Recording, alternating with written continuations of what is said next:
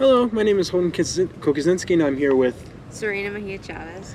and today I'm going to be doing an interview. So let me just start off by saying 3 personal rules for you. Number 1, I cannot judge you for anything. Number 2, if you don't wish to speak on any certain topic that I bring up, you may of course decide to go against it. And number 3, if you wish for me to say anything about my own experiences, you may do so and ask. Otherwise, I'll just be here listening to you. All right. So, and of course, I'll be here recording on my notebook. So, go ahead and start talking. Just tell me a little bit about yourself. Alrighty. So my name is Cireena Mejia-Chavez. I am 18 years old. I am an Aquarius. My birthday is February 11th.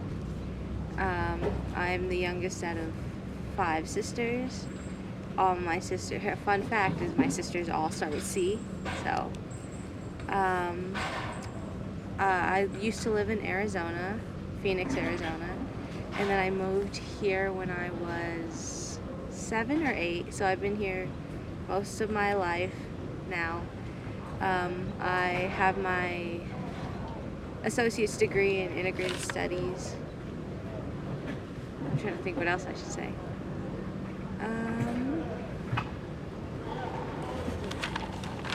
I don't know. What else should I say? It's up to you. You may start with whatever you wish. Whatever comes to mind. All right. So in high school, I won't name names but there was a lot of drama at my high school. A lot of kids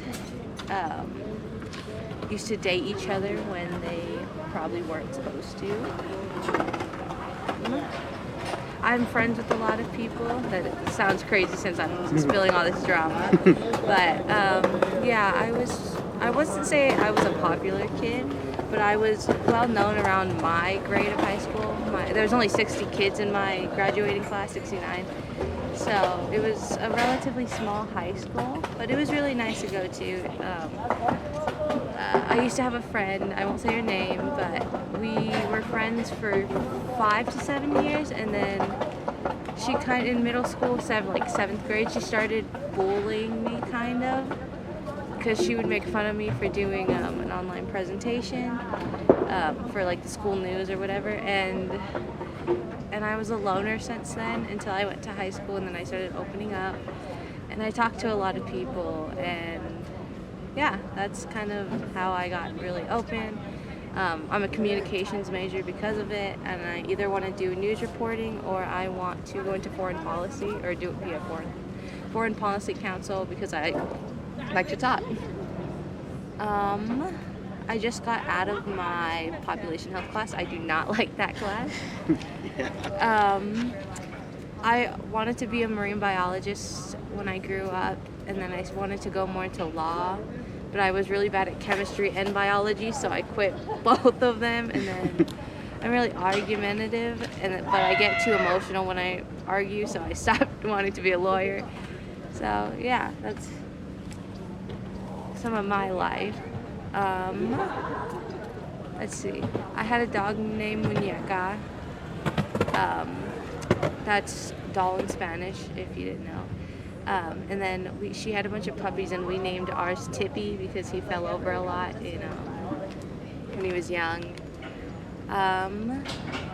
Let's see. I like to crochet and knit. I started crocheting my brother-in-law Gengar because that's his favorite Pokemon. So I'm gonna give that to him for Christmas because he's my secret Santa in my family. And I got everyone a book because I do like reading.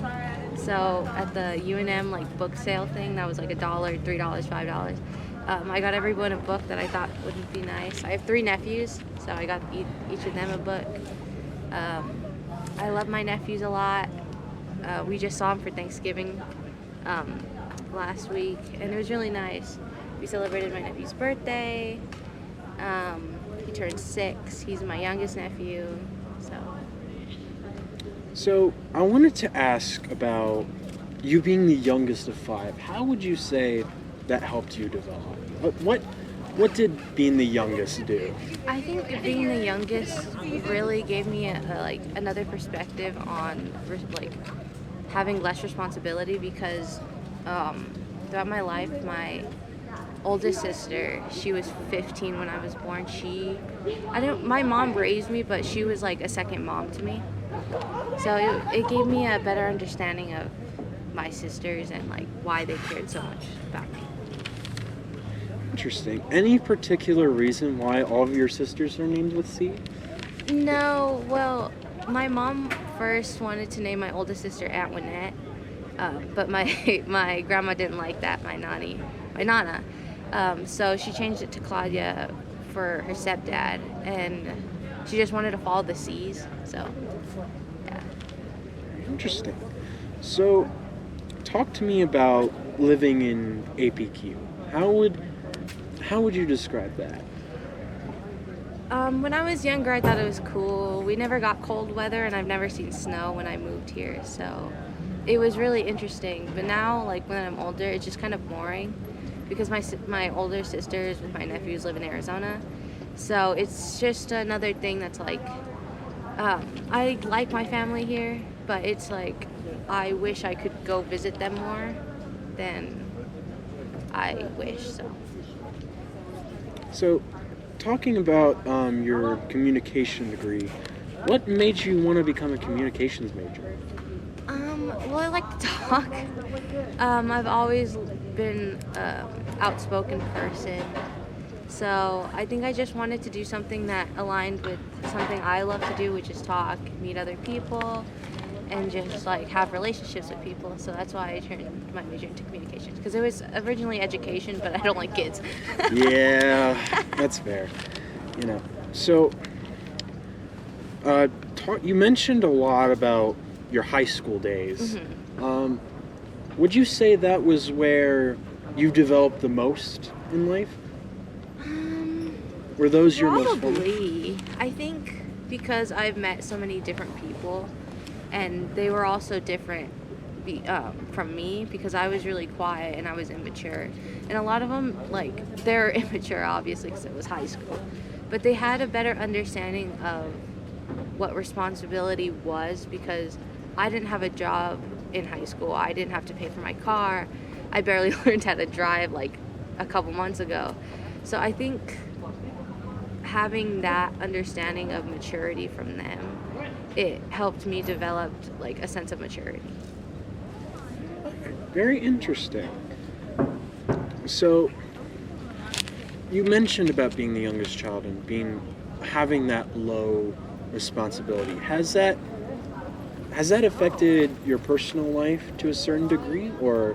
I don't think so. I think it gave me, like, for being the youngest sibling, I think my parents are more protective of me, because I'm the most outgoing kid besides my oldest sister, but she's in her early 30s already. So I think they have more of a protective hold on me, because I'm their youngest child. They don't have their nephews here, or their grandsons here. So they just want to, like, how do I put it? They want to, like, protect me, but they also want me to get out more. So it's kind of like a hard balance between being the youngest and being their baby, and being like mature, because I'm the one in university. I'm the one trying to get another job and stuff like that. Very interesting. Thank you. I wanted to ask, because you mentioned a specific thing that was happening in high school, and that you said a lot of people were dating over each other. So I want to ask, just for a clarifying question, were you an observer in these, or was you an active participant? In some of them I was a little more active, because I would like poke at the bear. But I think for most of it I just observed, and I got other people's perspective. And I got the person's perspective, like, who was in that situation. But I think it was mainly, like, I would kind of agitate the situation, but I would never, like, go put past the line. I would never, like, be like, oh, this person's cheating on you, this person's doing that. No, I would never push the line like that, and I would never, like, tell people, because a lot of people didn't cheat at my school, but it would just be like, yeah. So I wanted to ask a little bit about being that observer and agitating. Could you give me more of a specific example, if you wouldn't mind? Yeah. Let's see. There was these two kids that dated for like 8 months. No one really liked who he was dating, and let's see. And I had messaged one of the friends in there. I'll just call him Bob. But I messaged Bob and I was like, "Hey, are you okay?" And his girlfriend at the time, she did not like me messaging him. She didn't like me asking about their relationships or anything. But I wouldn't say like I was interfering. I was just asking if they were okay. And she did not like that at all. She wanted me to back off. She wanted me to... She had this underlining tone like I was trying to break them up, which I wasn't. I was just asking like, "Are you okay? You seem like down lately." But Very interesting. I think like people think I'm more fake when asking if like they need help, because I think because I know so many people and people think I like tell other people on purpose. Like, no, I'm just trying to ask if people are okay. It's the worst part of knowing too many people. Yeah. So I wanted to ask about, because there is one quote that I like to think about, and it's that we often pick up things from the people we surround ourselves with. Mm-hmm. So I wanted to ask, was there anything you picked up from these groups of people as very tumultuous times were? I think it's being more open to myself and being more open about my family. I've always used to talk to a lot of people, but never about my personal experiences. And I used to have a friend that like had a similar situation as me. So I think talking to her really helped like bring more of myself out than what I was used to. Yeah, no. You're all good. It's the benefits of being on campus, unfortunately. It is very cold. You know, very apologies, but I am unfortunately doing this outside of the thing. So I'll don't worry, I'm just as cold.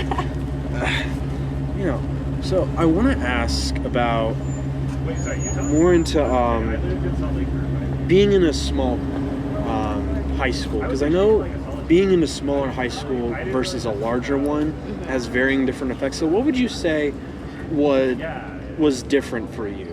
I think what was different was not having as many relations as I wanted to. Like our clubs were really small. We didn't have a sports team at our school, so you'd have to play at like your home high school. And it's like if you would play your home high school, you would never spend time with those people outside of your sports. So it was just difficult to like be more out there and like have, I don't want to say have a status because that sounds like egotistical, but like have like something for you that wasn't like, that was in one place that you'd have to like go search out for something else. But there was like club sports, so I guess that makes sense. But it was just kind of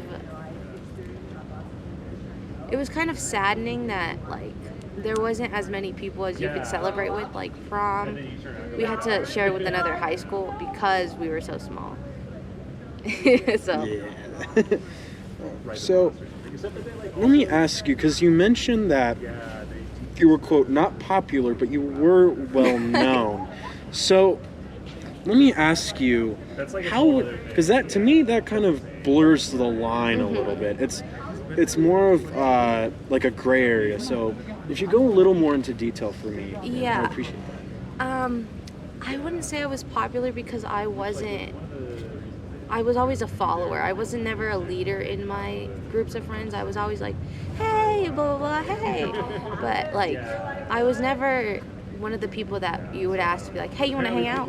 You want to do this? No, that was always like the closer knit friends. But I was always like, people would see me and be like, oh, that's Cireena. Oh, that's Cireena. Yeah, but I was never someone that you would be like, hey, do you want to go to the mall with me? Hey, do you want to do this? Do you want to do that? Like, that's how it was all the time. Interesting. Thank you for sharing. Yeah, no problem. So I want to ask about your middle school experience with your best friends. Mm-hmm. So I often I think about like how it was your best friend that did this betrayal. And I think one of the quotes, I'm sorry, I'm quoting a lot No, here. you're good. But one of the things I think about is there's this quote that goes somewhat like, it's not getting stabbed in the back that hurts the most. It's turning around to see who did it. Mm-hmm. And I want to ask, how did it feel to know it was your best friend of all things? Because I know best friends don't usually do that. So I want to see how you're. I don't know. I think it's because I was a very overdramatic kid that I felt like everyone was picking on me. It's because like all of my friends would make fun of this certain thing that they know I hated. It would make me upset. So I think it was just like me pushing myself in more of a bubble than like trying to have a resolution for this. So like talking to them. No, I would just push myself. Do you think, and that was the cause of your distancing from people, as you say. So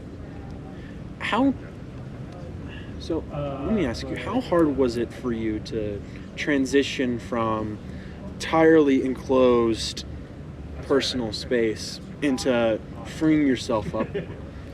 I think it was easy for me because I had started to just open myself out more like throughout the summer, transitioning from 8th grade because of COVID, because I was so bored of being stuck inside. So I think it was just like easy for me because I wanted to get out there more. So.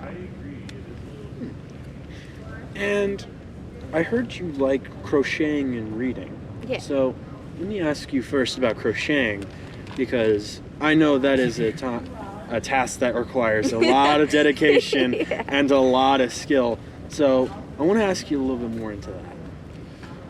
Well, I started knitting before I started crocheting. I barely started crocheting like last week. I have the little base in the ears of Gengar, but I think it's mainly because of my sister. She crochets a bunch of stuff. She made me I don't know if you know Stardew Valley, but the little Junimo, the little like plant little dude. She made me one of those. But I think it was because I look up to my sister, and I just wanted to do something she did. So what else would you say you look up to your sister for? Her creative side. She's the drawer of our family.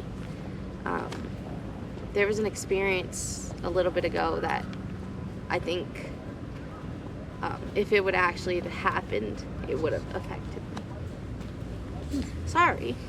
You're all good. Don't worry. Don't worry about it. And then you said you like to read. So let me ask you a little bit more about reading. How would you say that defines you? I don't know. I don't know how it would define me. I think I'm a hopeless romantic. I read a lot of romance books. So I just like seeing fantasy. So I think that's my creative side. And one last thing I wanted to ask you about was, you said that you gained more perspective and that your older sister was more of your first mom, the one who took care of you the most. I wouldn't say she was more of a mom. I think she was a second mom. Okay, so I gotta flip that around. Yeah, she was just there for me. So, sorry. All good. Anything else you would like to add to the camera or to me before I conclude this interview? This was nice. It was good to open up. Yeah, it's always good to open up, especially considering that we're often considering that vulnerability is hard enough nowadays, because I think it was because of seclusion that we often just sheltered ourselves. But I'm hoping that this project helped you, and I'm glad for your talk. I'm glad for your insights, and thank you very much. Thank you. All right.